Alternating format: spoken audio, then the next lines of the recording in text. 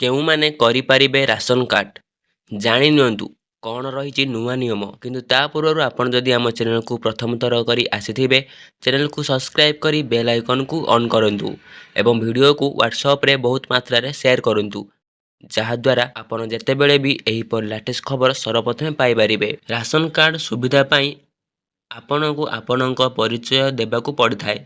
ଏହାପରେ ଆପଣ ରାସନ କାର୍ଡ଼ର ସୁବିଧା ପାଇପାରିବେ।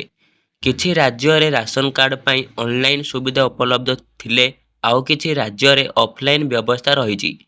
ଆଜି ଆସନ୍ତୁ ଜାଣିବା କେଉଁମାନେ ରାସନ କାର୍ଡ଼ ପାଇଁ ଆବେଦନ କରିପାରିବେ। ଏହି ବ୍ୟକ୍ତିମାନେ ପାଇବେ ନାହିଁ ରାସନ କାର୍ଡ଼ ସୁବିଧା।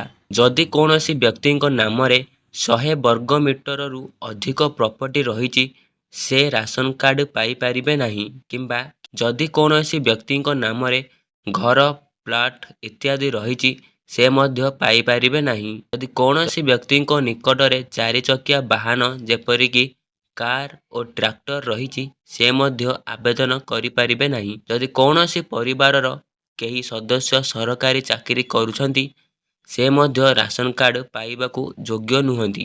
ଗାଁ ଗହଳିରେ ଯେଉଁ ବ୍ୟକ୍ତି ରହୁଛନ୍ତି, ଯଦି ତାଙ୍କର ବାର୍ଷିକ ଆୟ 2 ଲକ୍ଷ ଟଙ୍କାରୁ କମ୍ ହୋଇଥିବ, ତେବେ ରାସନ କାର୍ଡ଼ ପାଇପାରିବେ ଏବଂ ସହି ପରିବାରଙ୍କର ବାର୍ଷିକ ଆୟ 3 ଲକ୍ଷରୁ କମ୍ ଥିଲେ ରାସନ କାର୍ଡ଼ ପାଇବେ। ଯେଉଁମାନେ ଇନକମ୍ ଟ୍ୟାକ୍ସ ଦେଉଥିବେ କିମ୍ବା ଲାଇସେନ୍ସ ଥିବା ବନ୍ଧୁକ ରଖୁଥିବେ, ସେମାନେ ମଧ୍ୟ ରାସନ କାର୍ଡ଼ର ସୁବିଧା ପାଇବେ ନାହିଁ। ଯଦି ଆପଣ ଉପରୋକ୍ତ ସମସ୍ତ ନିୟମ ବିଷୟରେ ଅବଗତ, ତେବେ ନିକଟସ୍ଥ ଜନସେବା କେନ୍ଦ୍ରକୁ ଯାଇ ଆବେଦନ କରନ୍ତୁ।